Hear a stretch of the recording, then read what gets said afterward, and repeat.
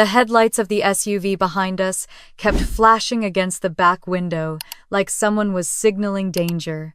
But the real warning was already sitting in my chest, that cold, familiar throb you get when you know something in your life has snapped for good.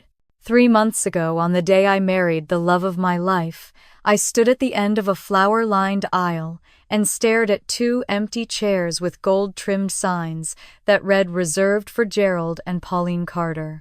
They never walked in. They never called. They never apologized. And I told myself I'd let it go, that letting go was easier than begging for love that had never been freely given. But tonight, as Noah and I drove back from a late dinner, and I scrolled past an old wedding photo in my phone, a notification lit up my screen.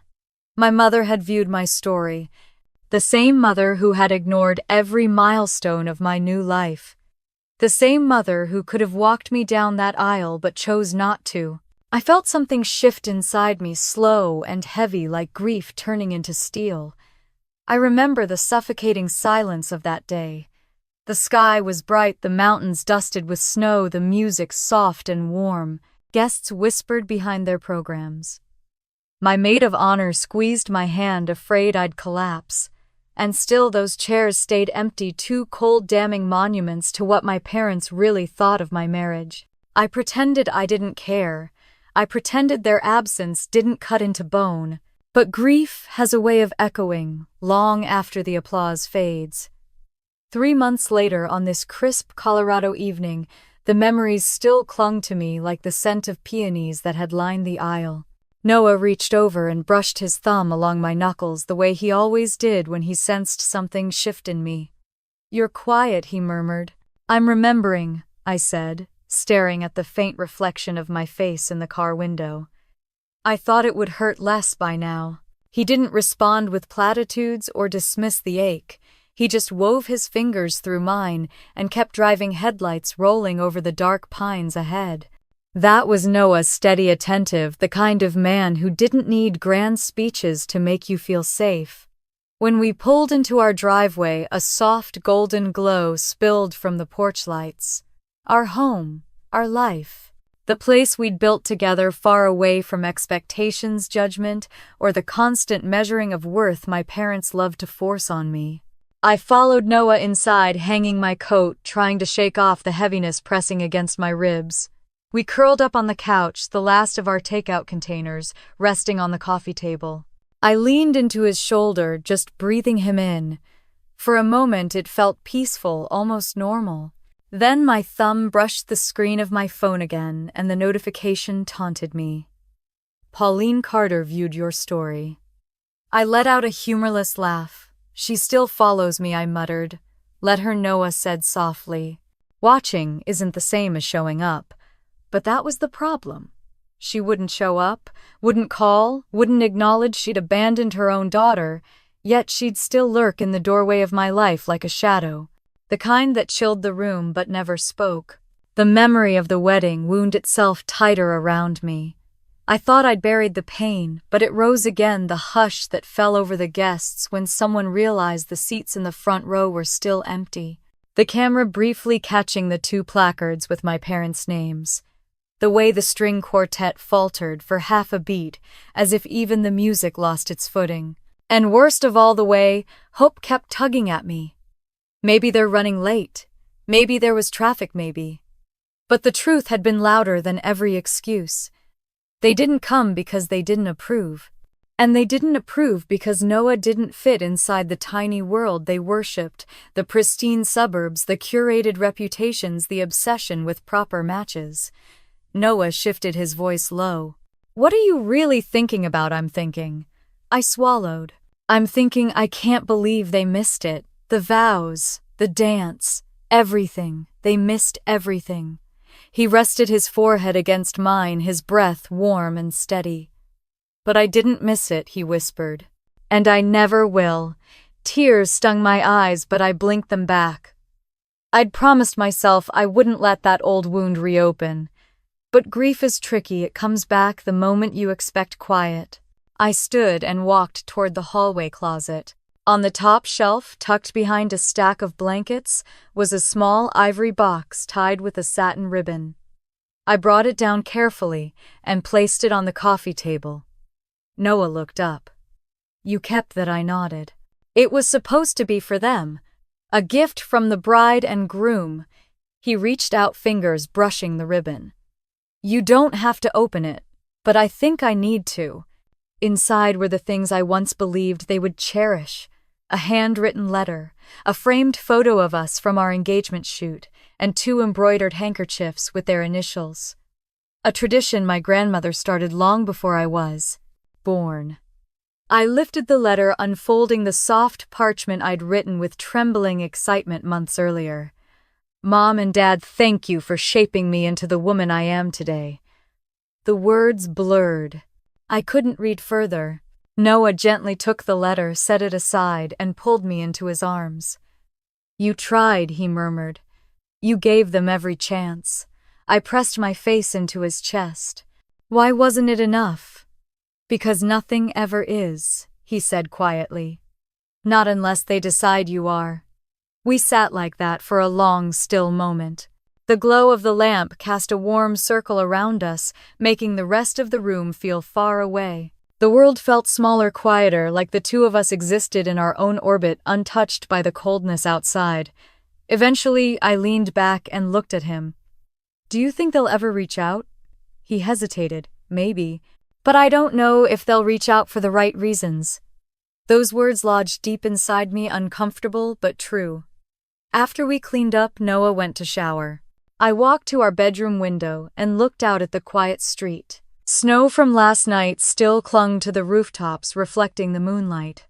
A different life would have existed here: holiday dinners, Sunday visits, birthday calls. But that life had never belonged to me. Not really. My phone buzzed again. Another notification. My mother had looked at the wedding highlight video I'd posted 2 weeks after the ceremony, the one she never commented on and pretended not to have seen. She watched it now. That cold throb in my chest returned, but this time it mixed with something steadier, something like resolve.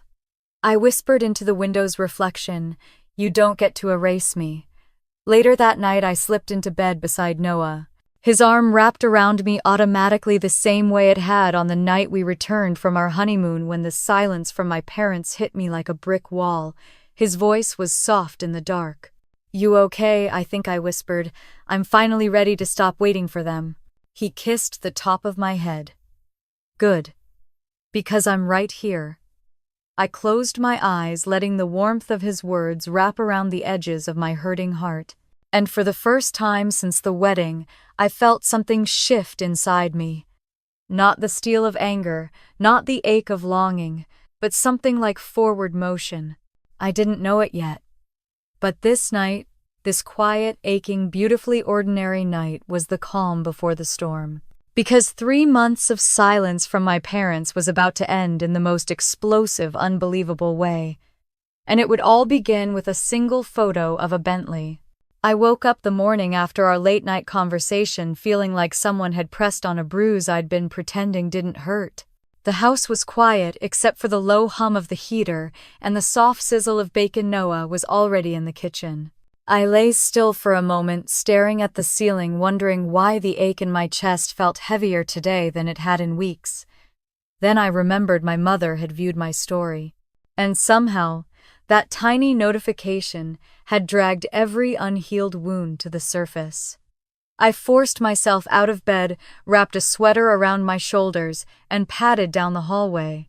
Noah stood at the stove wearing pajama pants and an old college t-shirt, humming off-key to something on the radio.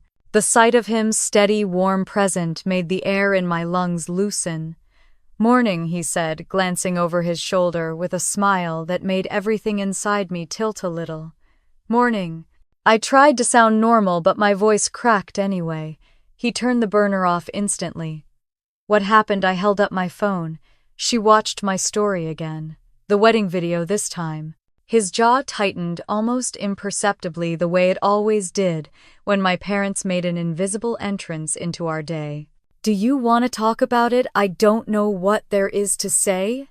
They didn't show up to my wedding, and now they're quietly stalking my life from the sidelines. I laughed softly, bitterly. Honestly, it makes me feel pathetic for still wanting them to care.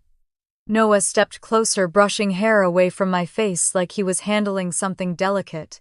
It's not pathetic, it's human. I leaned into his touch, letting the warmth of his palm ground me. I hate that it still gets to me. I hate that a notification from them can ruin my morning. He kissed my forehead. That's because you're grieving. And grief doesn't follow logic. I looked up at him, imagining for a moment what it would feel like to grow up in a family like his, messy at times, chaotic even, but overflowing with acceptance. Noah's mother called me every week just to ask if I was eating enough. His sister saved a seat for me at every family dinner. His father had offered to walk me down the aisle if mine didn't come. And still I'd held out hope for two people who didn't even bother to RSVP. We sat down for breakfast, but neither of us touched our plates. My mind kept drifting back to the wedding, to the dozen ways I'd tried to excuse my parents' absence. Maybe Dad was sick, maybe Mom had a migraine, maybe their flight was delayed. But the truth was simple and cruel: they'd chosen not to come. When I finally gathered the courage to check my messages, I saw a text from my cousin Hannah. Saw your new post. You looked beautiful. Wish I could have been at the wedding. I frowned. What do you mean, wish you could have been there? She was invited. I texted back immediately. She responded within seconds. Your mom said it was a private ceremony. Immediate family only. My stomach dropped. I showed the message to Noah, my hands starting to shake. They lied, I whispered. They told the whole family they weren't invited. Noah's jaw clenched. Emily. They made themselves the victims in a story they broke. I got up abruptly, pacing the kitchen floor. Memories came rushing back, my mother claiming she didn't get the invitation. My father insisting they never received the details, both refusing to confirm dates, dodging every conversation like I was planning a surprise attack instead of a wedding. I sank into a bar stool, overwhelmed. Why would they do that? Why not just admit they didn't want to come? Noah walked over and placed both hands on my shoulders. Because admitting it would require honesty, and honesty would make them look bad. I let out a long, trembling breath. God, I feel like such an idiot. You're not an idiot. You're someone who expected basic decency from the people who raised you. We spent the rest of the morning cleaning up the kitchen, but my thoughts stayed tangled in that one ugly revelation. My parents hadn't just skipped my wedding, they'd rewritten the narrative so no one blamed them. That afternoon I called my younger brother Zach. He picked up on the first ring. Hey, Em. His voice alone made my throat tighten. Can I ask you something? Is this about Mom stalking your wedding video? I froze. You knew, he sighed. She watches your stories all the time. She just doesn't say anything. Something inside me went cold. Why? Because she doesn't know how to admit she was wrong, he said quietly. And Dad doesn't know how to apologize. Did they tell the family they weren't invited? Zach hesitated. Yeah, they said you eloped. That it was last minute. They said they didn't want to intrude. My breath caught. Intrude. It was my wedding. I know, he said, voice cracking. I'm sorry, Em. I should have told you earlier. It's not your fault. It feels like it is. I pressed my hand against my mouth, trying to steady myself. Did they ever, I don't know, regret it? Zach stayed silent for a long moment. They regretted how it made them look, not what they did to you. I squeezed my eyes shut. I needed them there. I know, he whispered. I needed them there too. The truth of that nearly broke me. Zach had stood alone in the front row on my wedding day, my only blood relative present while our parents pretended they had nothing to do with us. After we hung up, I walked out the back door onto the porch. The afternoon light stretched long across the yard, cold but bright. I wrapped my arms around myself as if I could hold my heart together with my hands. Noah stepped outside a moment later, quietly slipping his jacket around my shoulders. "You're not alone," he murmured. "I know. You're allowed to hurt. I know. You're allowed to let them go." I swallowed hard. "I don't know how." He slid an arm around my waist, pulling me close. "You don't do it all at once. You do it one morning at a time. One choice at a time." I let myself lean into him, fully allowing his warmth to fill the empty spaces inside me. "Do you ever think they'll reach out?" I whispered. "Yes," he said softly. "But I don't think it'll be for the reasons you deserve." That startled a laugh out of me, a broken, weary laugh, but real. What does that even mean? It means people like them only look up when something shiny catches their eye. I blinked at him. "That's the most poetic way you've ever told me my parents are shallow." He grinned faintly. "I learned from the best." I shoved him lightly, then leaned into his chest again, letting the moment settle. We stood on the porch until the sun dipped low, until the cold pushed us back inside, until my pulse finally steadied. The ache was still there, raw, tender, but quieter. I didn't know yet that in a matter of weeks, my life would flip upside down again. That my parents would come roaring back into my world not with love, but with suspicion and entitlement.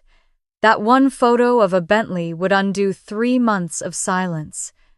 But for now, I let myself breathe. I let myself feel held.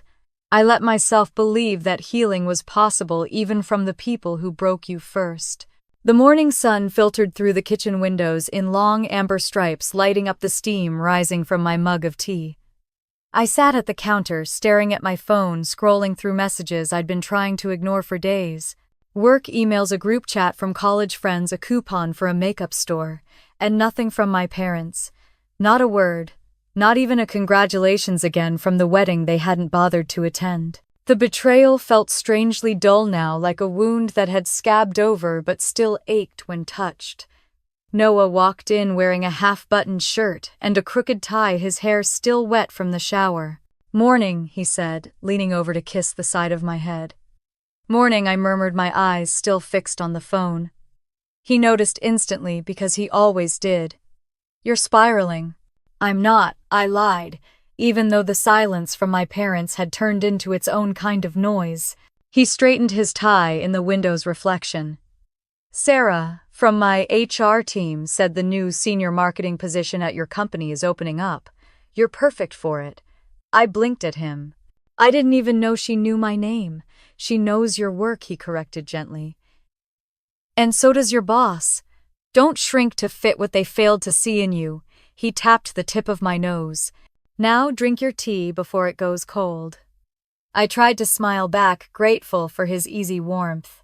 Ever since the wedding, Noah's family had wrapped around me like a soft blanket. His mother Lorraine called me more than my own mother ever had. His sister Kendra adopted me like she'd been waiting for me her whole life. And his dad Walter, he'd offered something I'd never expected: quiet, steady paternal affection.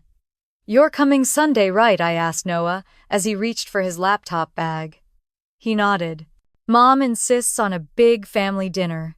She said she's making roast chicken and that chocolate loaf you like." "That sounds perfect." He grinned. "See, we have people who actually show up." It was supposed to be a joke, but it landed somewhere deeper in my chest. I watched him drive away, then brushed crumbs from the counter and tried to shake off the heaviness wrapping itself around me.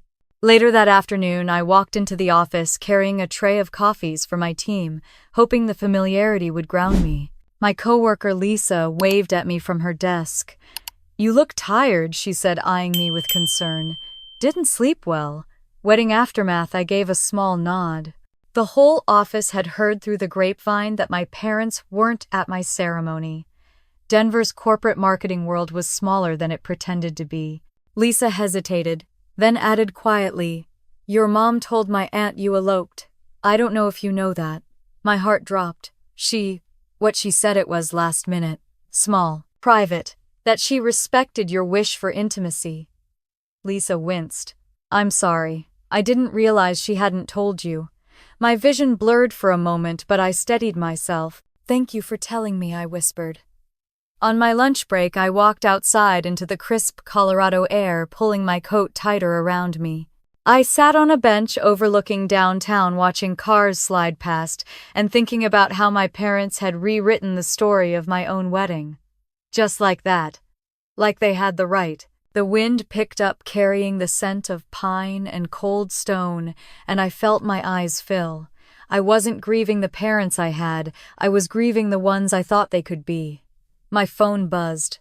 Zach. I answered immediately. Hey, you okay? His voice was cautious as if he already knew I wasn't. I heard what Mom told people. I tried to keep my voice steady. Why would she say we eloped? He sighed. Because it makes them look better than saying they didn't show up.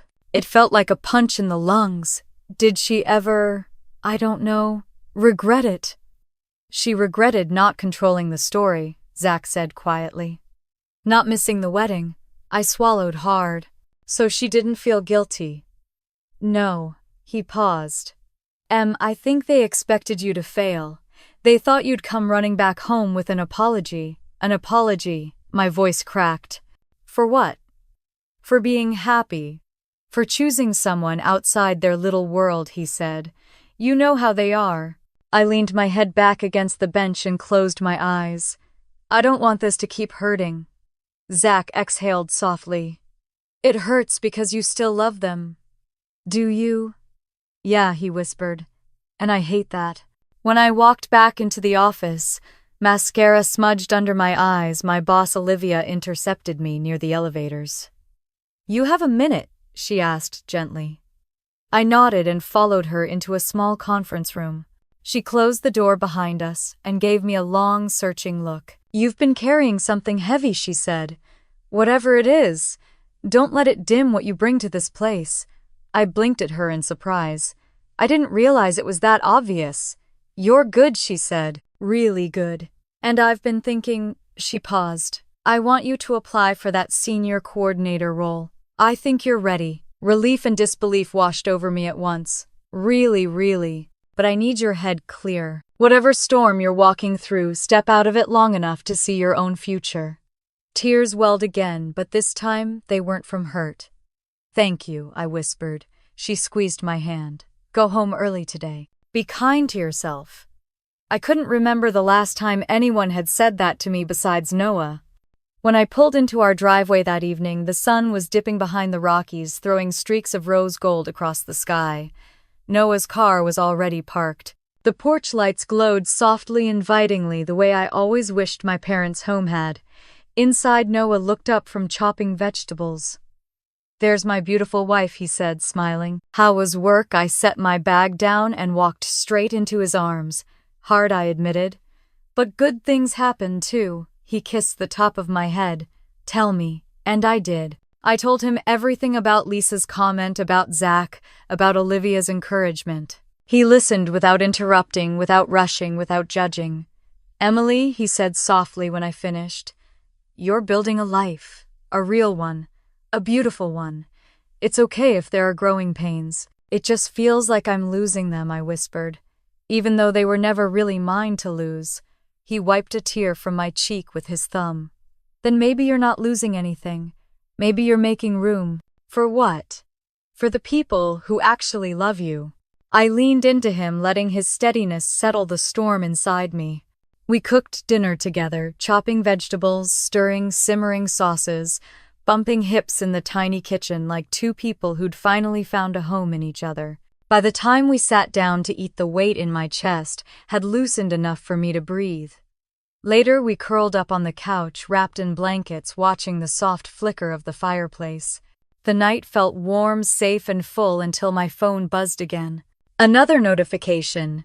My mother had viewed my new photo. Again. Something shifted in me, quiet but unmistakable. Not pain this time. Not longing. Something closer to resolve. I turned to Noah. I think I know what I need to do. He squeezed my hand. Whatever it is, I'm with you. And as the fire crackled softly beside us, I finally understood healing doesn't come from waiting for an apology. It comes from choosing a different future. I just didn't know yet how violently the past would try to claw its way back into my life.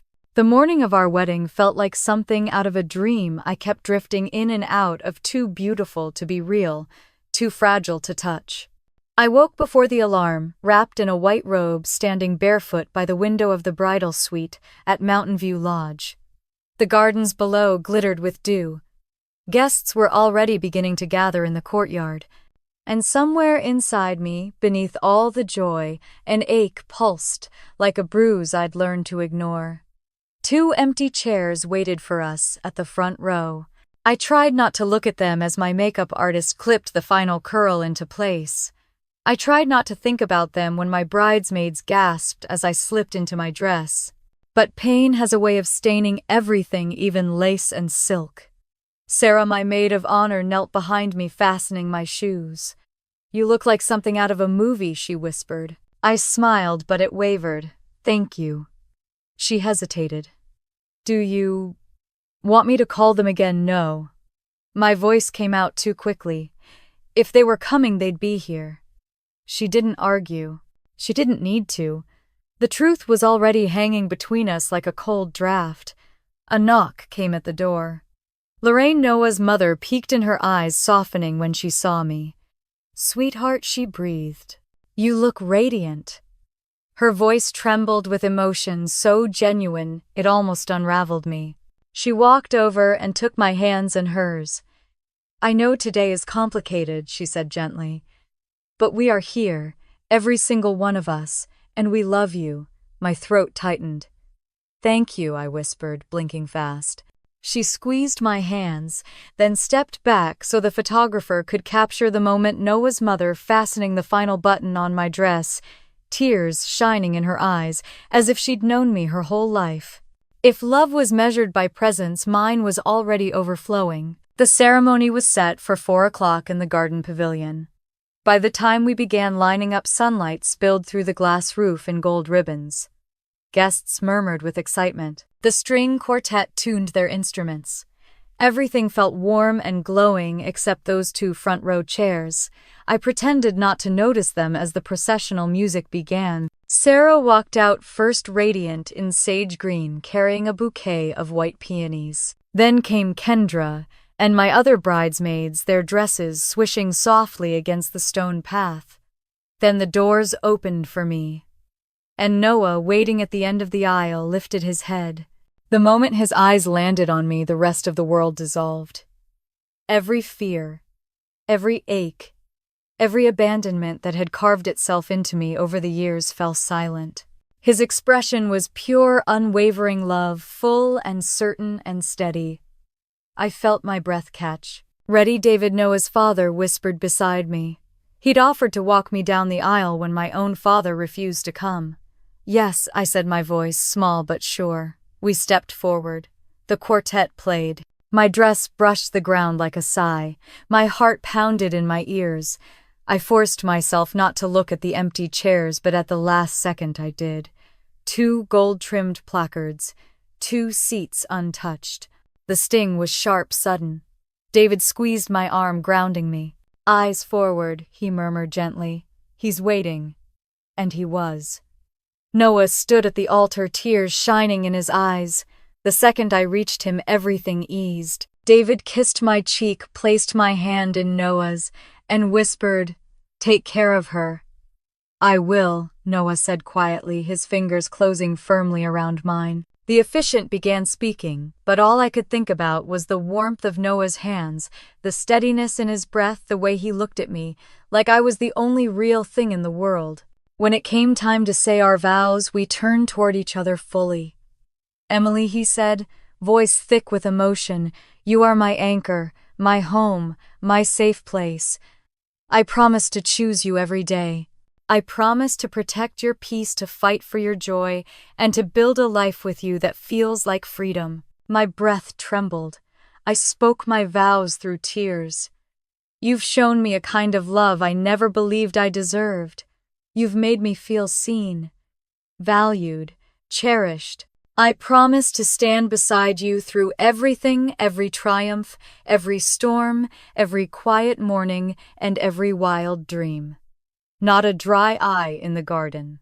Even the officiant's voice shook when he said, "By the power vested in me, I now pronounce you husband and wife." Noah pulled me into his arms, and as he kissed me, the guests erupted into applause. It echoed off the glass ceiling, bright and full and alive. In that moment, the two empty chairs didn't exist. The reception was a whirlwind, dancing flashes of cameras, the clink of champagne glasses. Laughter filled the hall. Lorraine toasted to us with trembling hands. David hugged me as if I were his own daughter. My bridesmaids pulled me into a circle and screamed with joy when the DJ played our favorite song. But even in the joy, there were shadows. People whispered gently, thinking I couldn't hear. Poor thing, her parents didn't come at all. Such a beautiful wedding. I don't understand how they could miss it. What were they thinking? Each comment pressed against the bruise. Halfway through the night, I slipped into the bridal waiting room to breathe. The fairy lights cast a soft glow. My bouquet rested on the vanity. My veil lay across a chair like a ghost of the girl who had wished for something different. A bridesmaid found me, her face full of concern. "Are you okay?" "I'm fine," I lied. "Just needed a minute." She hesitated. "Did something happen?" I thought maybe they got stuck in traffic. I let out a hollow laugh. "They didn't plan to come." Her expression softened with sympathy that made the ache widen. "I'm so sorry." I nodded, swallowing hard. "It's okay. I had everyone I needed." But the lie hung heavy in the air. Later, when the crowd thinned and the music softened, Noah found me standing on the terrace overlooking the mountains. The night air was crisp, carrying the scent of pine. "You disappeared on me," he said with a gentle smile, sliding his arm around my waist. "I just needed some quiet." He studied my face. "You're thinking about them." "It's hard not to," I admitted. "I know today was beautiful. I know I should be grateful. And I am. But I don't know.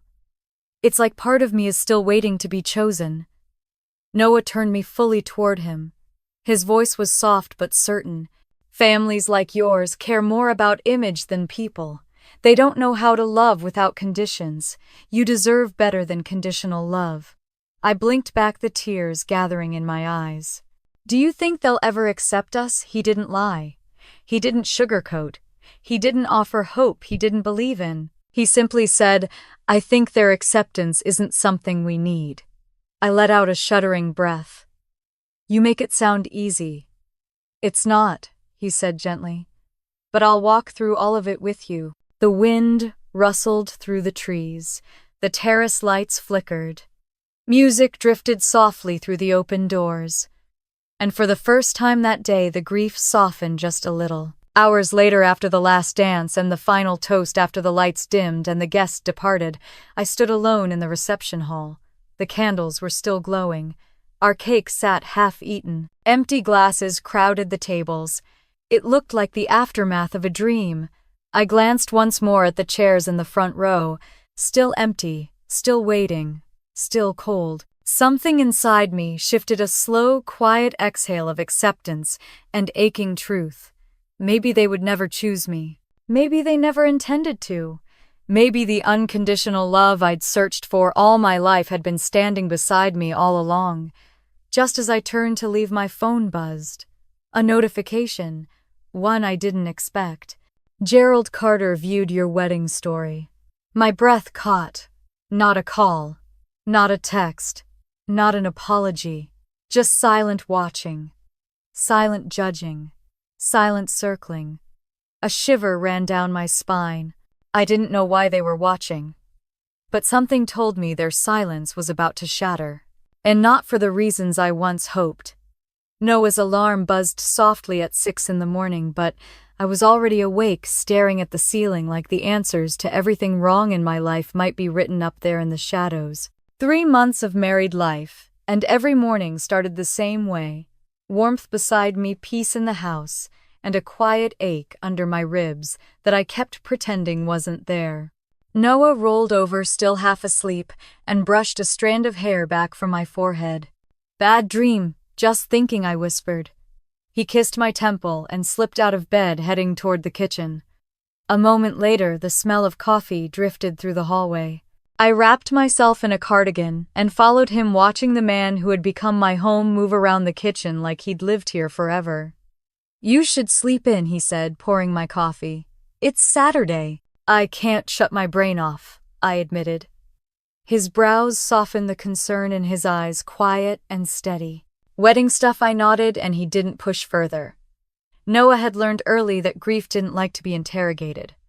While we ate breakfast, my phone buzzed with a work notification. I clicked without thinking and realized it wasn't work at all. A promotion announcement. Senior Marketing Coordinator. My name. I blinked, rereading the email. Noah noticed my stunned silence. Everything okay? I got promoted, my voice cracked.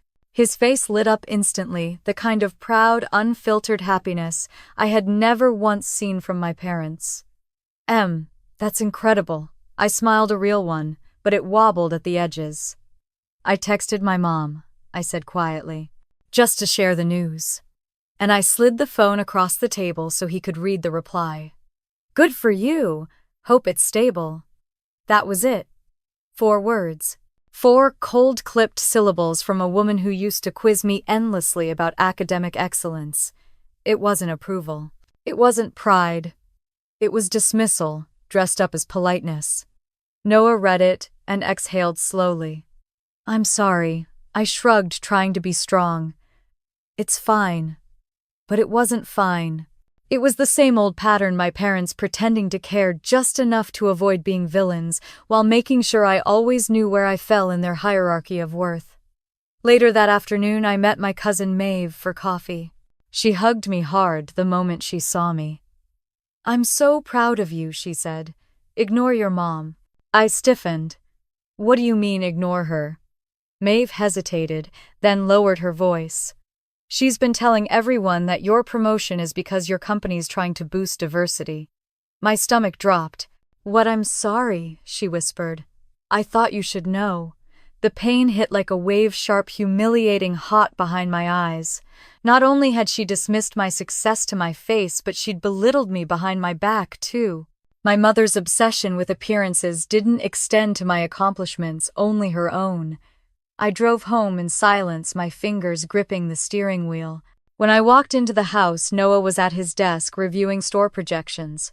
You're home early, he said, then paused when he saw my face. Emily, what happened? I collapsed onto the couch. She told the family my promotion was diversity optics.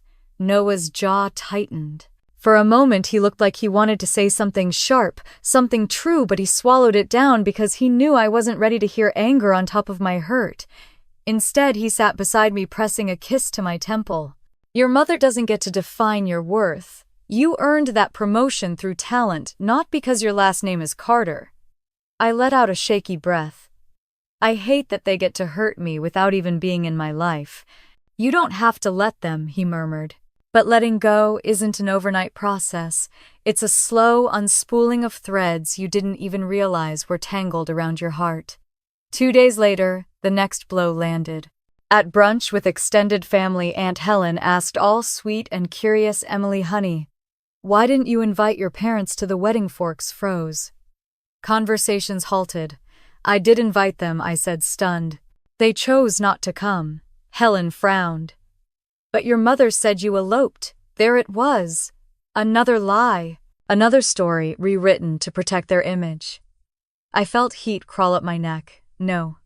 I planned the wedding for 11 months. They knew every detail.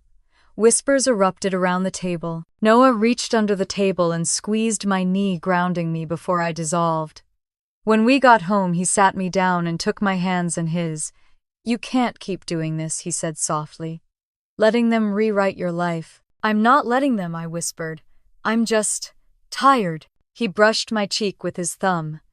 You deserve peace, not punishment. My phone rang. Zach. I answered quickly. Hey. He didn't waste time. Mom told Aunt Jill you're overwhelmed and making impulsive decisions because married life is stressful. She said your job promotion is a temporary boost. And she said your marriage won't last 2 years. Something inside me cracked cleanly down the middle. What else? I asked, voice thin. Zach hesitated. Dad said when your marriage collapses, they'll help you find someone appropriate.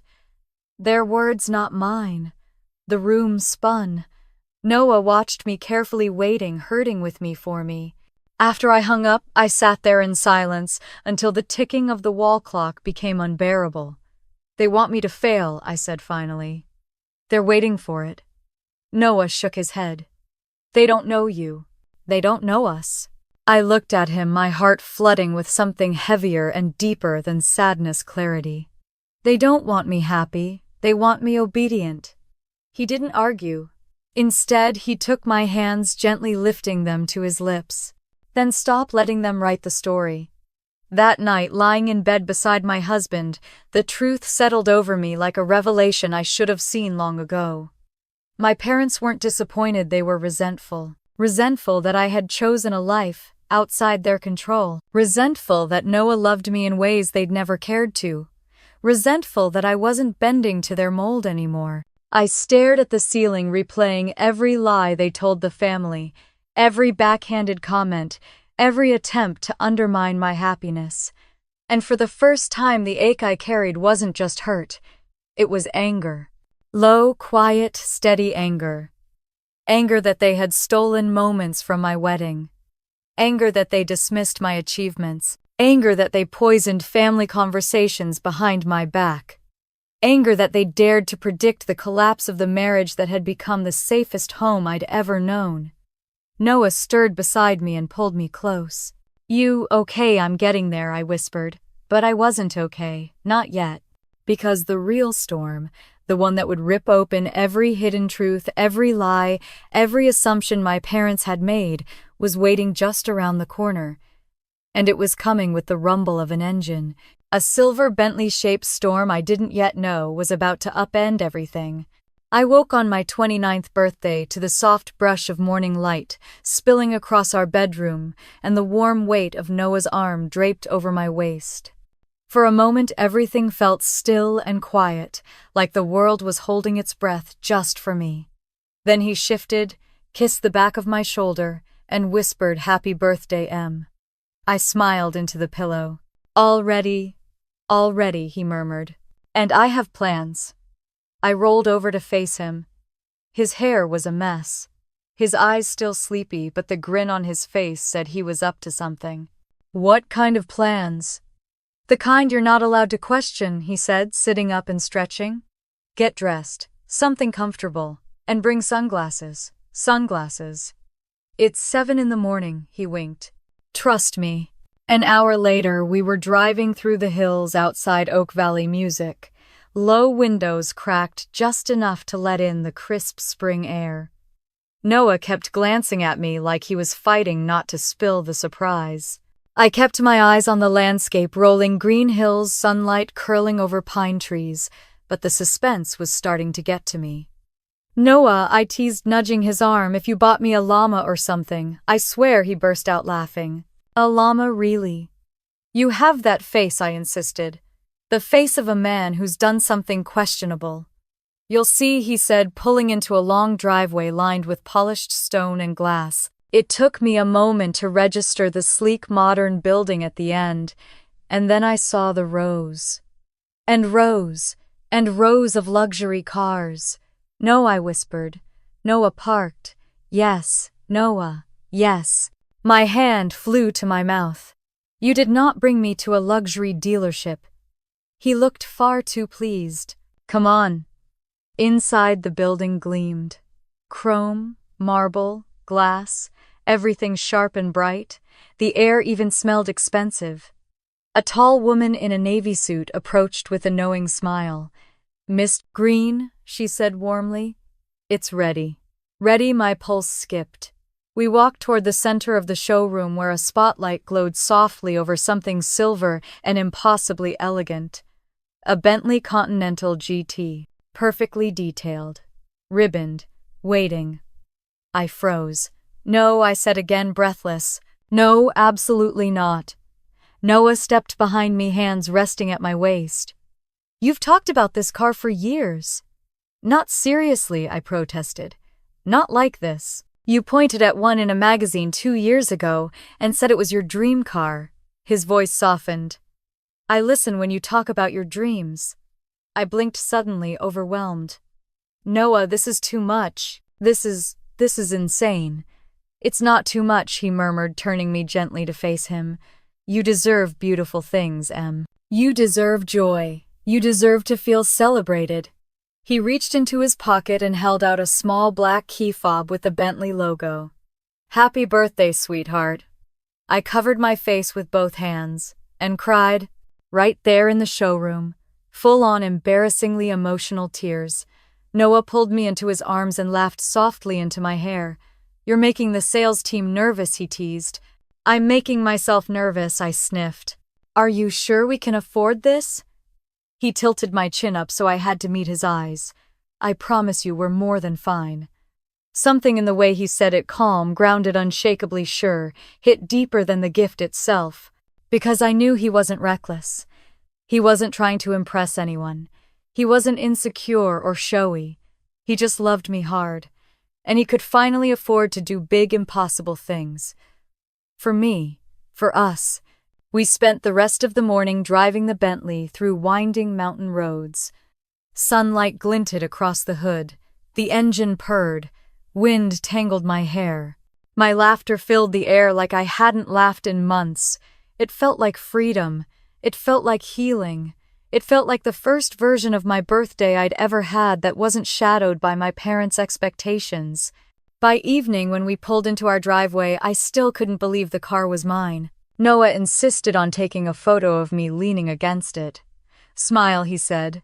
I can't feel my face, I admitted. Just look at me, he said softly. So I did. And the smile came naturally. I posted the photo an hour later. Just a simple caption, best birthday ever. Beyond grateful. Number Bentley, number dream gift, number feeling loved. I put the phone down and didn't think about it again. Not until 6 the next morning. When my phone started buzzing non-stop. 39 missed calls. Most of them from my mother, a handful from my father, 4 from my aunt, and a text from my mom that made my stomach twist tight. Where did that car come from? Followed immediately by call me now. I hadn't heard from her in 3 months. Not after the wedding, not after the promotion, not after any of the milestones she should have cared about. But a Bentley, suddenly I existed. Noah walked into the bedroom holding a mug of coffee, hair still messy from sleep. Everything okay? I showed him my screen. His eyebrows lifted. 39 missed calls. 39, I echoed. We stared at the phone together. I could practically hear my mother's voice through the screen, sharp, suspicious, cracking with panic. Noah put a hand on the back of my neck, grounding me. You don't have to answer. She's going to keep calling, I whispered. Then let her. Another buzz. Then another. A text from Dad this time. We need to talk. This is serious. I swallowed hard. They think something's wrong. They think something illegal. Noah corrected softly. The truth I already knew hung in the air like smoke. If Noah had bought me a bouquet, silence. A bracelet, polite disregard. A new house, mildly suspicious maybe. But a Bentley, sudden wealth, real wealth, was not something they believed a man like Noah should have. My chest tightened. They're panicking. He brushed his thumb along my arm. Let them. It's going to get ugly, I said quietly. His voice was gentle but unwavering. Then, let it get ugly. We've survived worse. I sank onto the edge of the bed, staring at the screen, at the flood of missed calls, at the messages from people who had ignored my entire wedding, but now wanted immediate explanations. No, not explanations. Control. They wanted control back. They wanted the narrative back. They wanted me back on the leash. Something inside me hardened, slow and steady. I wasn't that girl anymore. I wasn't waiting for their approval. I wasn't dressing my worth in their expectations. Noah sat beside me, his hand sliding into mine. Whatever happens next, he murmured. We face it together. I leaned against him, letting his warmth settle my breath. Outside, the sunlight touched the Bentley's hood, turning the silver paint into a mirror of morning sky. Beautiful, defiant, a declaration, the kind of gift you don't hide, the kind that makes certain people pick up the phone 39 times in a row. I lifted my head, wiped my eyes, and whispered, Okay. Noah watched me carefully. Okay, I nodded. Call them, I said. Let's hear what they've been dying to say. The phone rang again before I even had time to steady my breath. The sound sliced through the quiet of our bedroom like a blade, shrill, insistent, vibrating with all the urgency of people who had ignored me for months and suddenly believed they had the right to demand answers. I pressed accept. My mother didn't even wait for a greeting. Emily Ann Carter, what on earth is going on? Her voice was sharp, breathless, like she'd been sprinting. Panic, but not the loving kind.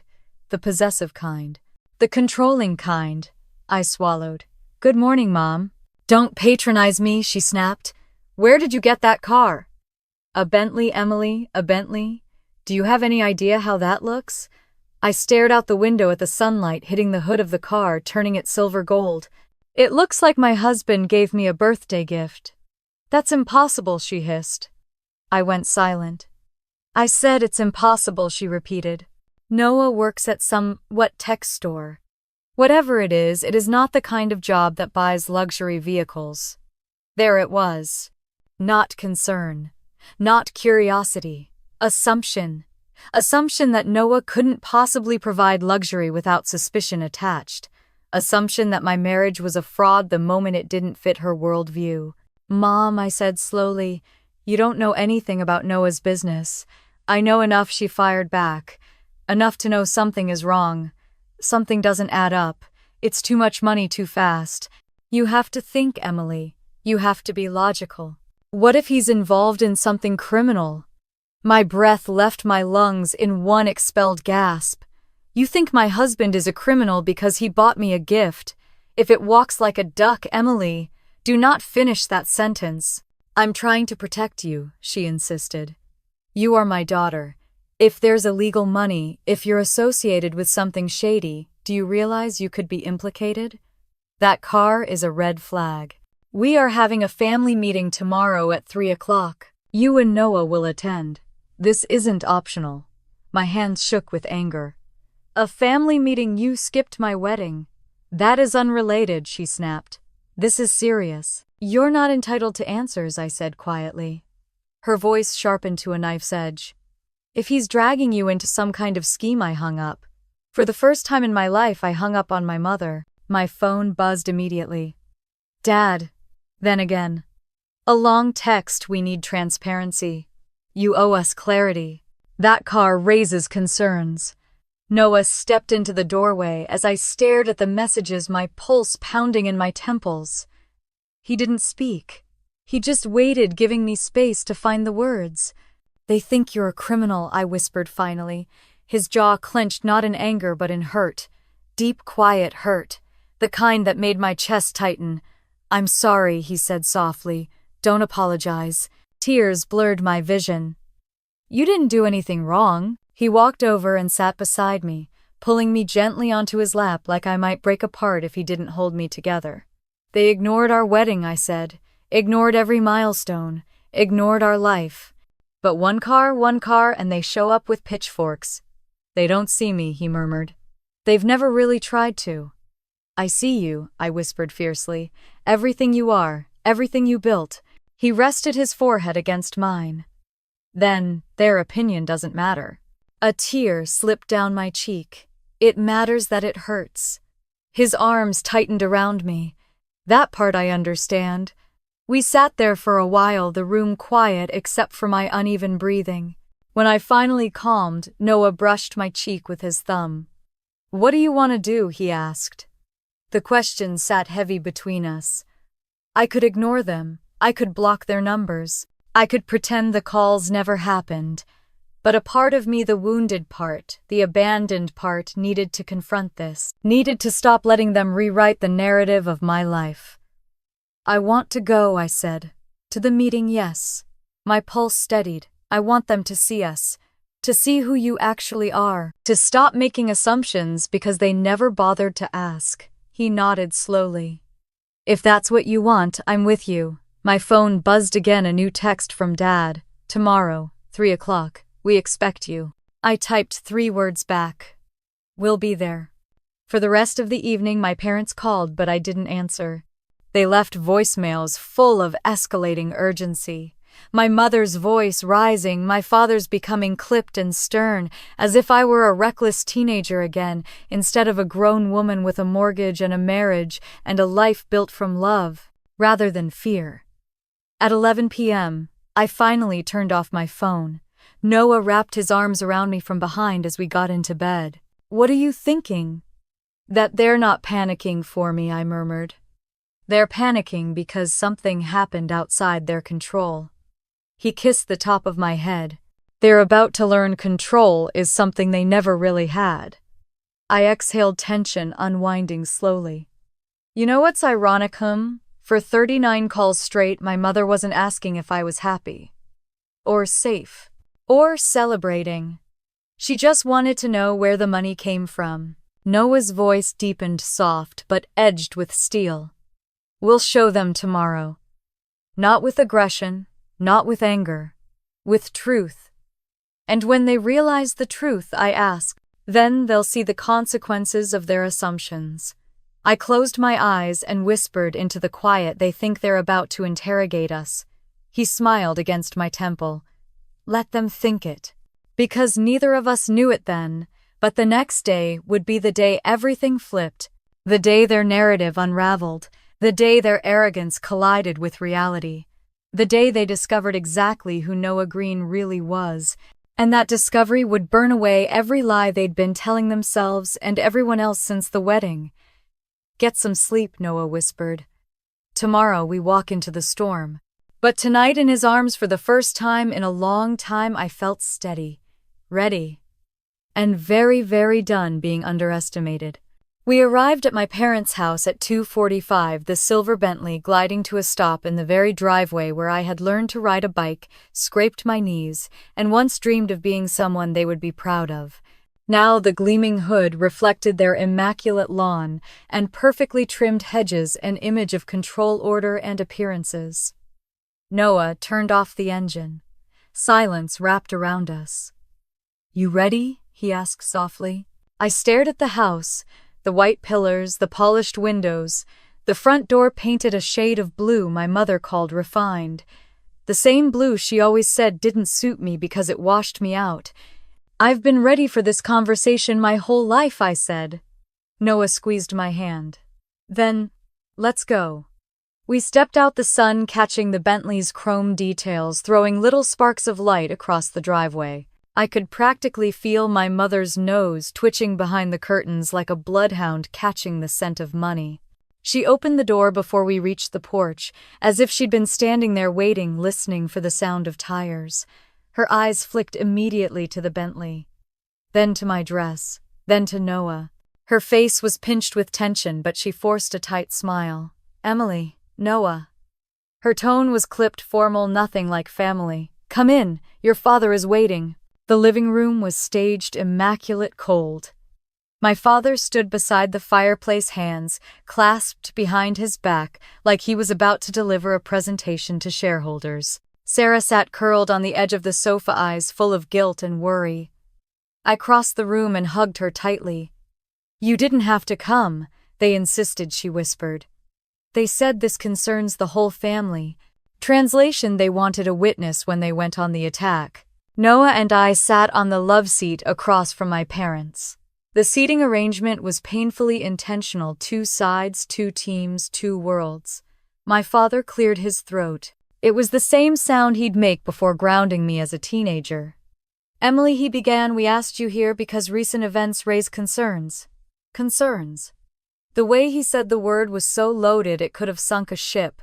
"The car," he continued. "The lifestyle changes. Your posts. Like Instagram was a criminal record. We're worried," my mother added, folding her hands like a concerned socialite. "About the source of this sudden wealth, about what it might mean for your safety." I stared at her, stunned by how perfectly she could play the role of the caring mother she hadn't bothered to be in months. "You're concerned," I repeated slowly. "After missing my wedding, after ignoring every milestone of my life, now you're concerned." My mother didn't flinch. "This is different." "How?" Silence. Then she looked directly at Noah. We need transparency, she said. We need to understand your business operations. My pulse sharpened, anger blooming hot under my ribs. His what? Dad stepped in. Young men your age don't typically have the income for a Bentley. Unless the revenue streams are unusual. There it was. They wouldn't say it outright. But the implication was loud enough to shake the walls. Unusual, Noah, repeated his voice, calm and measured. You mean illegal? Nobody spoke. Because the truth sat right there in the room, choking the air. They didn't think a man like Noah could make that kind of money, honestly. Finally, Noah leaned back slightly, crossing one ankle over his knee in a posture of composed authority. You're right, he said quietly. It's not typical for someone my age to afford a Bentley. My mother's eyes widened with vindication. But then again, Noah continued, most people my age aren't featured in this. He reached into his jacket pocket and pulled out a magazine. Forbes. He placed it on the coffee table, flipping it open to a 2-page spread. And there it was, his professional headshot. The headline, The Retail Revolution, How Noah Green Built a Mu, LTIMILLIONDO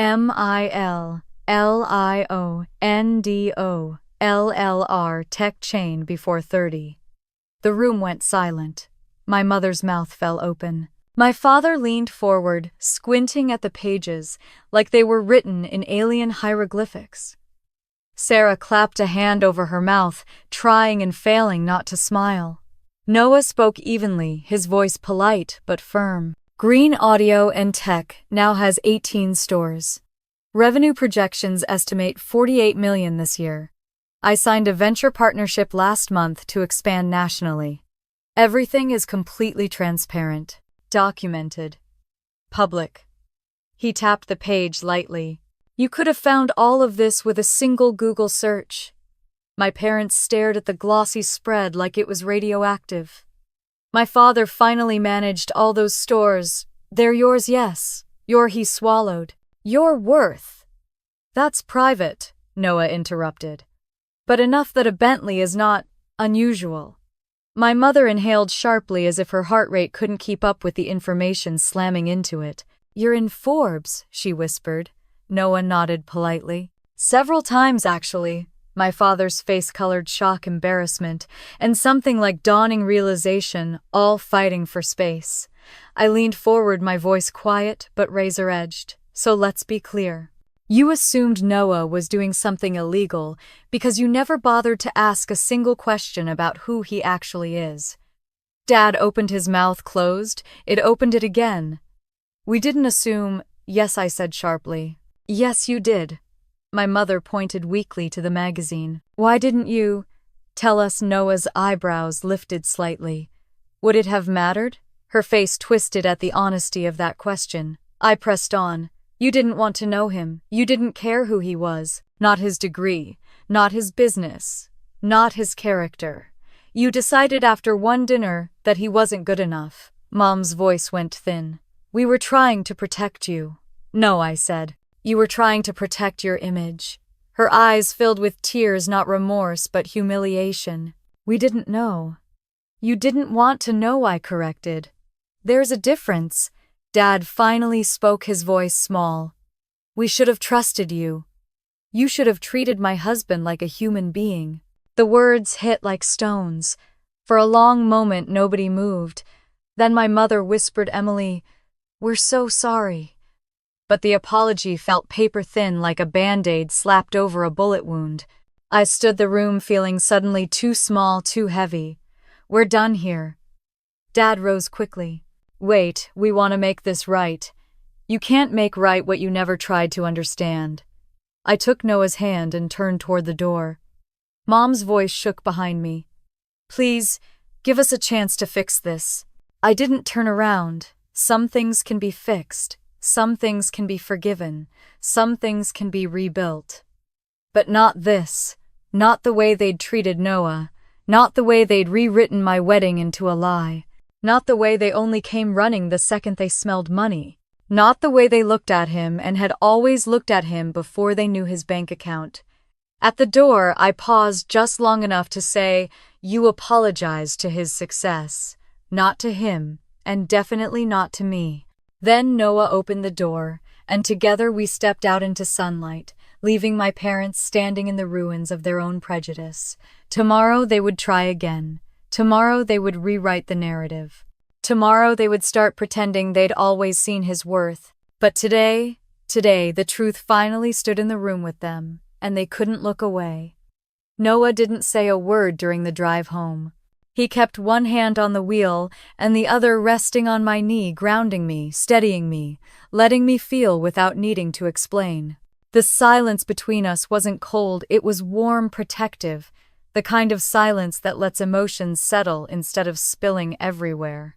But once we pulled into our driveway, once the Bentley eased to a stop, and the engine went quiet, the weight of everything we just walked through hit me all at once. I exhaled shakily. I didn't think it would feel like that. Noah turned toward me. Like watching them realize the things they assumed about you were wrong. Like seeing the shock in their eyes, I swallowed hard, like I finally understood how deep their prejudice goes. Noah brushed his thumb over my hand. You didn't want to see it before. I still didn't want to see it today, I whispered, but it was right there, in their faces. We stepped inside the house and I sank onto the couch, suddenly exhausted. Noah set the magazine he'd shown them, his Forbes spread on the coffee table, as if it were nothing more than a grocery flyer. You still okay with going? He asked gently. With confronting them like that, I needed to, I said softly. For both of us. He sat beside me, one arm draped across the back of the couch. It's not your job to fix their worldview, Em. Or their character. I know. I stared at the ceiling for a moment before admitting, but part of me hoped, I don't know, that they'd see who you are and feel ashamed. He shook his head. People don't change because they're ashamed. They change because they want to. My phone buzzed again on the table. Mom, then Dad, then Mom again. Call me. We should talk. We need to clear the air. Dinner Sunday. Let's rebuild as a family. Noah is welcome. Welcome. As if they were granting him access to a private club. I turned the screen off. That evening, after I had showered and changed into soft pajamas, Noah came into the bedroom carrying 2 mugs of tea. They're not done, he said quietly. I know. They're going to keep trying. I know that too. Noah set a mug on the nightstand and gently lifted my chin so I'd look at him. We don't have to let them back in. Not now. Not ever. I nodded, but my throat tightened. It's not that simple. It can be. For you, maybe. You didn't grow up with them. He hesitated, but I've watched what growing up with them did to you. That hit harder than I expected. I closed my eyes, letting his words sink in. He wasn't angry at them. He was angry at the damage. The next morning my phone buzzed again, but not from Mom, from my cousin Naomi. Saw your dad at church this morning. He told people he's very proud of your husband's success and that he knew Noah was gifted from the first day. My jaw dropped. The first day he'd barely looked at Noah, barely shook his hand, barely spoke to him. I sent back, did he mention skipping my wedding? Her reply came instantly. No. He said you two wanted something small and intimate. Heat rose in my chest, sharp and throbbing. Unbelievable, I muttered. Noah walked into the kitchen just in time to hear me. Another lie. They're rewriting everything I said, handing him the phone. He read it, eyebrows lifting. That didn't take long. They're telling people they always liked you, that they were just being cautious. He leaned against the counter. This is why I didn't want to tell them everything. Not like that. Not all at once. I frowned. What do you mean? They're not actually sorry, he said gently. They're embarrassed. And now they're scrambling to control the narrative. I sank into a chair. I know. And he continued, they're going to want something from us. I know that too. Noah tilted his head. Do you? I hesitated. What are you thinking? He crossed the room, crouched in front of me, and took both my hands. Your father is a financial advisor. I blinked. Yeah. And your mother loves status. My blood ran cold. They're going to try to use us, I whispered. Noah squeezed my hands once gently. They already are, I swallowed hard. To boost their image, to gain access, Noah said softly. To opportunities, to contacts, to credibility, to my company. Anger flared in my chest. I'm so stupid, I choked out.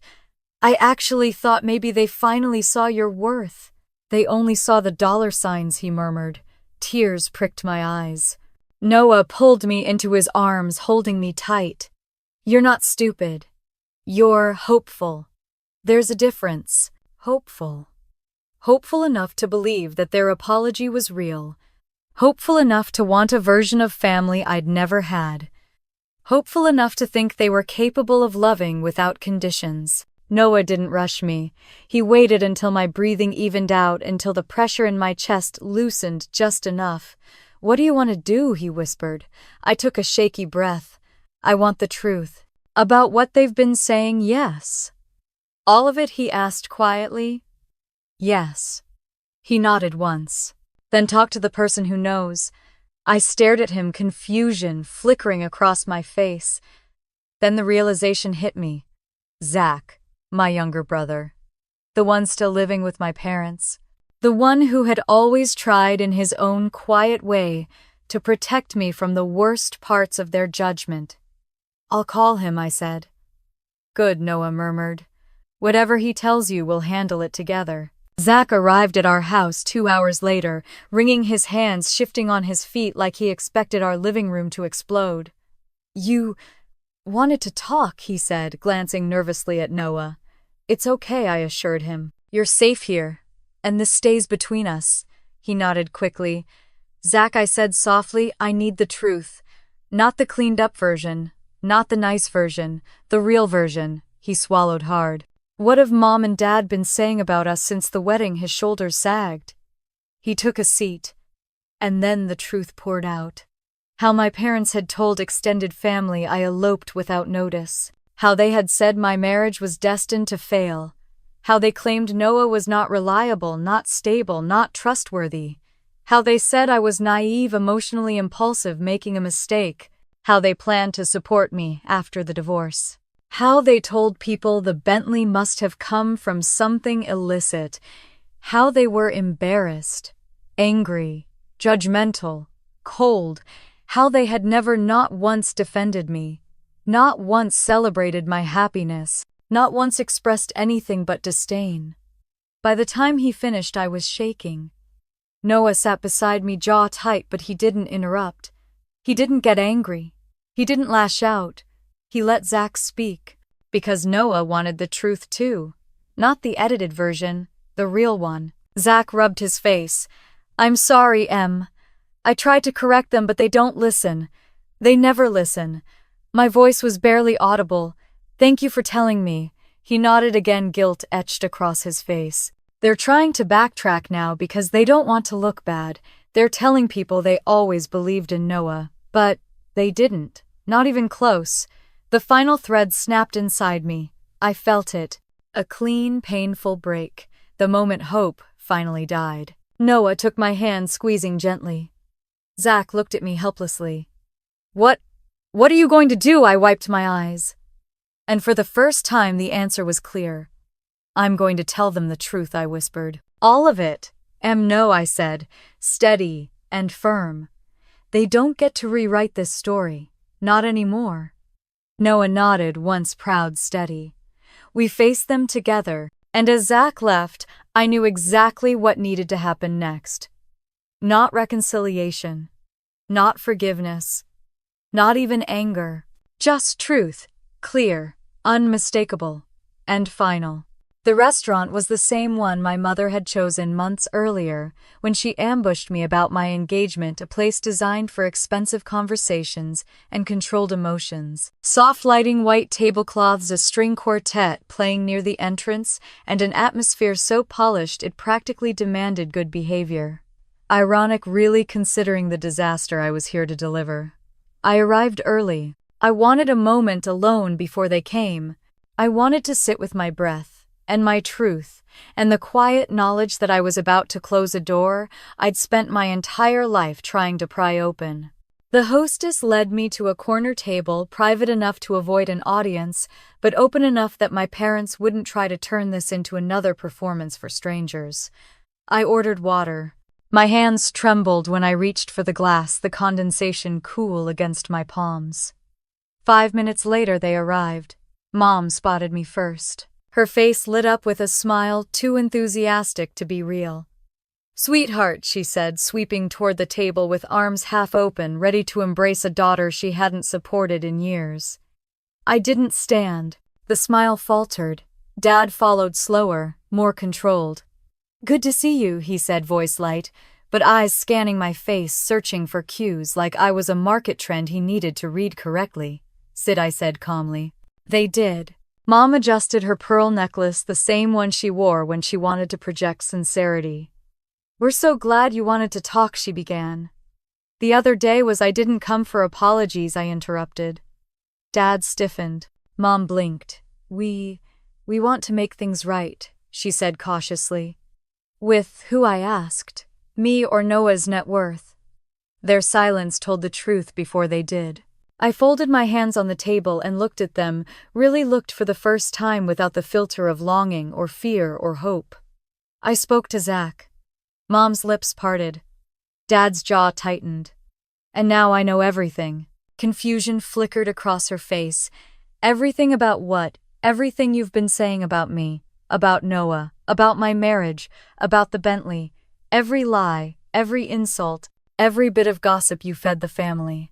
Mom's face drained of color. Dad's eyes hardened. "Zach shouldn't have." "No," I cut in sharply. "Zach shouldn't have had to listen to you. But he did. And now I know exactly who you are when you think I can't hear you." Mom's swallowed voice trembling with indignation. "Emily, you have misunderstood. Did you or did you not tell people my marriage was destined to fail?" She opened her mouth, closed it. "Did you or did you not tell Aunt Jill I was being naive and impulsive?" Dad shifted uncomfortably. "You're twisting things. Did you or did you not tell people you'd help me find someone appropriate after my divorce?" Mom inhaled sharply. "We were worried you were judgmental," I snapped. "You were cruel. You were racist." The word struck the air like lightning. Mom flinched. Dad leaned forward, voice low and stern. "Don't use that word lightly." "I'm using it accurately," I said. "You looked at my husband, my kind, brilliant, self-made husband once, and decided he wasn't good enough. Not because of his character, not because of his education, not because of his treatment of me, but because he didn't fit your image." Dad's eyes flashed. "That is not true. You accused him of being a criminal." "We were concerned," he barked. "Concerned because you assumed a black man with money must have gotten it illegally." Mom gasped. "Emily, that is an unfair accusation." "No," I said coldly. "It's the truth." Silence dropped between us, heavy, humid. Mom tried again, her voice softer, pleading. "Sweetheart, we only want to protect you. Marriage is difficult. Life is difficult. We were afraid you were making a mistake." "You weren't afraid," I said. "You were disappointed. Disappointed that I didn't marry someone you picked. Disappointed that I didn't obey. Disappointed that I didn't live in your narrow world. And when I chose my happiness, you punished me for it." Dad sighed, rubbing his forehead as if this conversation were exhausting him. "Can't we move forward from this? People make mistakes." "Then name the mistake," I said quietly. Both of them froze. "What exactly?" I continued. "Are you apologizing for missing my wedding? Ignoring my texts? Lying to the family? Calling my husband suspicious the moment he bought me a gift? Hoping my marriage fails? Or realizing the man you dismissed is actually successful enough to be useful to you?" They stared at me stunned. My mother whispered, "We love you." "No," I said gently. "You love the version of me who obeyed you, who begged for approval, who apologized when you hurt her. You don't love the woman I am. You don't even recognize her." Tears spilled down Mom's cheeks. "We can change," she whispered. Dad nodded stiffly. "We can do better." "Then prove it," I said. Not by being nice now that you know about Noah's success. Not by hosting fake dinners or planning some strategic late wedding reception. Not by pretending you believed in him all along. I reached for my purse, pulling out my phone. I recorded part of the meeting the other day. Mom's eyes widened in horror. "You recorded us?" "No," I said calmly. "I recorded myself. I wanted to hear how I sounded defending a man you never tried to know. And then I compared it to everything Zach told me. Do you know what the difference was? They didn't speak. My voice was full of love. Yours were full of contempt." Dad's face twisted. "We did not show contempt. Then what would you call telling people you'd fix my life when this marriage ended? What would you call spreading lies about my promotion? What would you call ignoring your own daughter on her wedding day?" Mom covered her mouth. Dad leaned back slowly. "We were wrong," he said at last. There it was. A single sentence, years too late. I stood. Mom reached out instinctively. "Emily," I stepped back. "You get to be wrong," I said softly, "but you don't get access to my life because of it." Her face crumpled. "Please, don't shut us out." "I'm not shutting you out," I said. "You removed yourselves. I'm simply acknowledging it." Dad's voice cracked. "We want a relationship. You want proximity to success," I corrected. "And we both know it." They stared at me silent and hurting, and for once I didn't feel responsible. I felt free. I adjusted my purse strap and exhaled slowly. Sarah is still welcome in our lives. She earned that. But the two of you will have to live with the consequences of your choices. Mom stood too quickly, almost knocking her chair over. "We can fix this." "You can't fix what you refuse to admit," I said. I turned toward the exit. My father's voice broke behind me. "Emily, wait," I paused. Just for a moment. Just long enough to say the words I should have said years ago. "You don't get to rewrite my story anymore." Then I walked out. Step by step, voice steady, heart pounding but steady. Outside the air was crisp, clean, almost sweet. Noah was parked by the curb waiting for me like he always had, like he always would. When I opened the door, he didn't ask what happened. He just looked at my face, saw the truth there, and nodded once. "Done?" he asked gently. "Done," I said. And for the first time in my life, the ending didn't feel tragic. It felt right. The first month after that lunch felt like stepping into a new life, one that was quieter, cleaner, and steadier than anything I'd known growing up. It surprised me how quickly peace filled the spaces my parents had once occupied. I kept waiting for guilt to rush in, for regret to take root, for second-guessing to whisper that I'd made a terrible mistake. But it never came. What came instead was freedom. I woke up without dread. I worked without shame. I laughed without flinching. Every part of my life felt lighter, like someone had opened a window in a house that had been sealed shut for years. And Noah, God Noah, treated me like I'd just survived a hurricane. He brought me coffee in bed more mornings than not. He asked about my meetings. He left notes on the fridge. He wrapped his arms around me every night, like he knew exactly where the bruises were and exactly how to avoid them. One quiet Sunday morning, he was reading the business section of the paper Feet, propped up on the coffee table while I made pancakes. The kitchen was full of sunlight and the faint smell of vanilla. I looked at him and felt something warm spread through my chest. "Why are you staring?" he asked with a grin. "I'm memorizing you," I said, "just in case." "In case of what?" "In case life gets messy again." He folded the paper, crossed the room, and took me in his arms. "Life will always get messy," he murmured. "But the good news is, you married someone who cleans up well." I laughed and kissed him soft and slow. This was the life I chose. Not perfect, not easy, but honest, real, ours. A few weeks passed before my parents tried again. A birthday card arrived first. No note. Just happy anniversary month, love Mom and Dad. Anniversary month.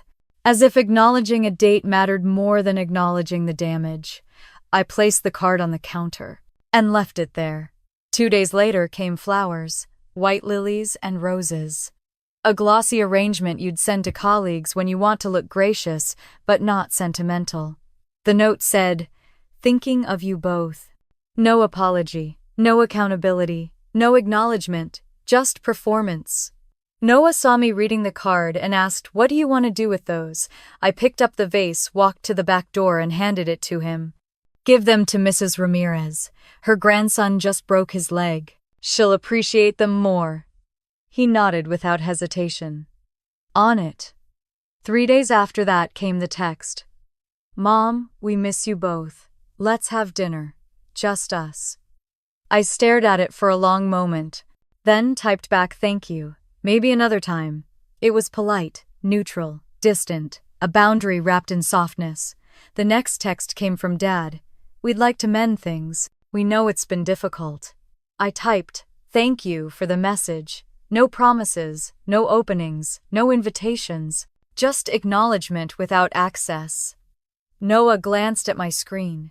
"You handled that well." I handled it honestly. "Yes," he said, kissing my cheek. "And honestly suits you." Spring came early that year.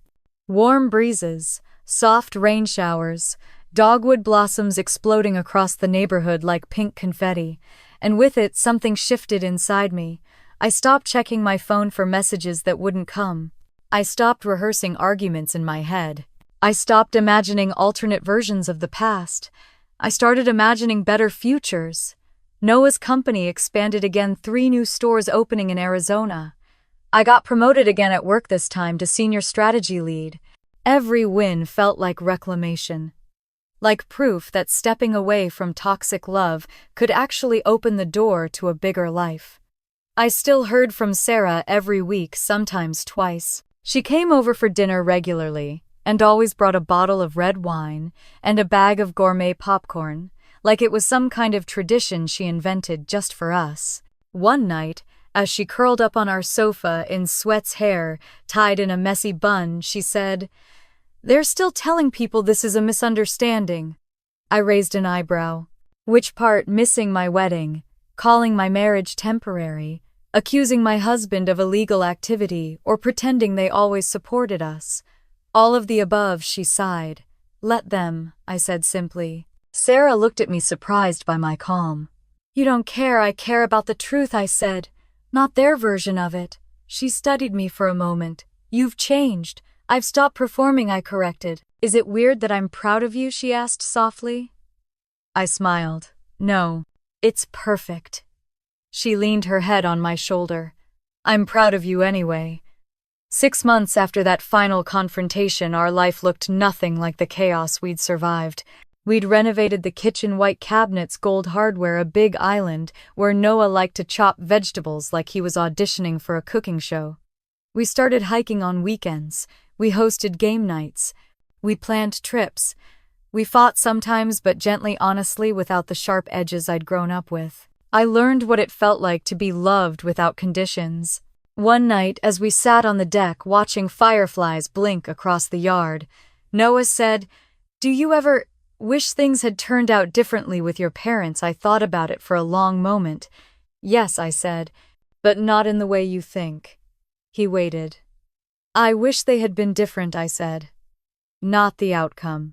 Just the people." He nodded slowly. "That makes sense. I don't regret choosing us," I said. "I only regret wanting their approval for so long." Noah's thumb brushed my knuckles. "That's a hard thing to let go of." "Yeah," I whispered, "but I'm doing it." He leaned over and kissed my forehead. "I'm proud of you." I closed my eyes and breathed him in warm, steady citrus, aftershave, the scent of home. My phone buzzed on the table beside me. "Mom," another text. "Just checking in. Hope you're both well." No accusations, no demands, no manipulation, just surface-level civility. Noah tilted his head. Going to answer, I picked up my phone, typed a simple, "Thank you," then set it back down. I didn't feel guilty, or angry, or sad. Just done. Done with begging. Done with explaining. Done with performing. Done with being their version of me. I looked over at Noah. His smile was slow, knowing, proud. "You okay?" he asked softly. Yes, I said. For the first time, yes. I leaned against him as the night settled around us, warm and gentle, and full of every peace I never thought I would find. Whatever came next, whatever my parents decided, whatever stories they spun, whatever they tried to reclaim it, no longer defined me. Because the life I was building now, it was mine, and no one could rewrite it again. I woke on our 1-year anniversary to the smell of coffee and the soft clatter of dishes from the kitchen. Morning sunlight spilled across our bedroom floor in long, warm ribbons, and for a moment I just lay there listening to Noah hum under his breath while he worked. Peace wrapped around me like a blanket steady warm earned. A very different kind of morning than the one I had a year ago. Back then there were 2 empty chairs at my wedding, and a hollow space in my chest I kept trying to fill with excuses. Today there was only one truth left: I hadn't lost a family. I had chosen one. I walked into the kitchen and found Noah plating pancakes. His hair an adorable mess, his t-shirt wrinkled from sleep, his smile instantly softening when he saw me. "Happy anniversary, Mrs. Green," he said, leaning down to kiss me. "Happy anniversary," I whispered, back my heart swelling in the familiar steady way it always did around him. On the counter sat a small white box tied with silver ribbon. Nothing flashy. Nothing large enough to be a car key. Just something thoughtful. "You didn't have to get me anything," I said, even though I was already untying the bow. "I like spoiling you," he murmured, brushing his nose against mine. "Open it." Inside was a delicate gold bracelet with tiny engraved initials, ours linked together. Simple, elegant, personal. I felt tears prick at the corners of my eyes. "Noah, it's beautiful. So are you." He wrapped his arms around me from behind as I put it on, kissing my shoulder as the clasp clicked shut. The moment felt whole. No shadows. No ghosts. Just us. Just the life we'd built piece by piece, decision by decision, truth by truth. After breakfast, we drove to the lake where he'd proposed. The sky shimmered blue, the air warm with hints of summer. We spread a blanket under our usual oak tree and watched boats drift lazily across the water. "Do you regret anything?" I asked, softly, not because I feared the answer, but because the question had been lingering inside me for months. "Only one thing," he said after a pause. My heart skipped. "What? That I didn't meet you sooner." I laughed, leaning my head on his shoulder, the tension leaving my body in a long, slow exhale. "I used to regret things," I admitted. Missing family moments. Missing approval. Missing something. "And now I don't miss anything that doesn't miss me back." He hummed in agreement and kissed the top of my head. "I'm glad you see that." We stayed like that for a while, letting the world move gently around us. Eventually, we packed up and headed home. As we pulled into our driveway, I spotted something large and white resting against our front door. A flower arrangement. Huge, overly styled, too formal, white roses, peonies, hydrangeas, wedding flowers. My breath caught. Noah parked and turned to me slowly. "Do you want to give them a chance?"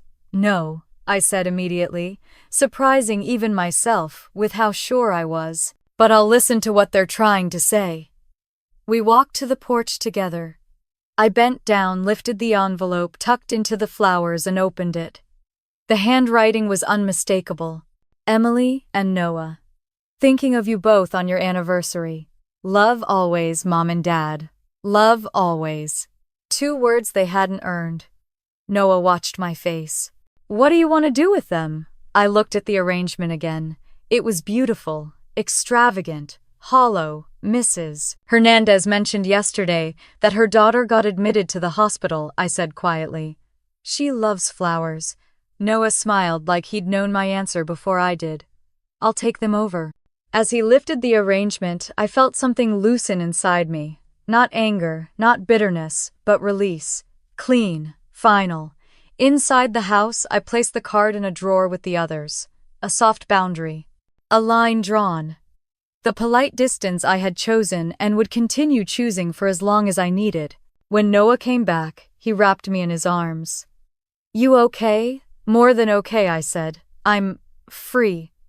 He kissed my forehead. You always were. You just needed to see it. We spent the evening cooking dinner together, pasta with fresh basil, a salad layered with color, a bottle of wine we'd been saving. Music played softly in the background as Noah twirled me around the kitchen, both of us laughing like kids. Later, as we sat on the deck watching the sun melt into gold behind the trees, I felt a deep, grounded gratitude swell in my chest. For Noah, for peace, for boundaries, for choosing a love that chose me back. For the record, Noah said, lifting his glass toward me, I like this version of our life. I clinked my glass with his. Me too. And what about the future version, he teased. I smiled. I think she's going to be okay. He leaned his forehead against mine. Better than okay. We watched the fireflies flicker as the sky deepened into night, our fingers laced together, our breath sinking in an easy rhythm. For the first time in my life, I wasn't waiting for approval. I wasn't hoping someone would finally choose me. I had chosen myself. And I had chosen a man who met me there with honesty, presence, and unconditional love. Some stories end with reconciliation. Mine didn't. Mine ended with peace. And maybe that was the happier ending all along. If you've ever had to set boundaries with family or rebuild your life on your own terms, I'd love to hear your story in the comments. And if you found something in this journey that resonated with you, make sure to like, subscribe, and stay with me for more real stories that remind you you deserve a life filled with honesty, strength, and love that never has conditions. Attached.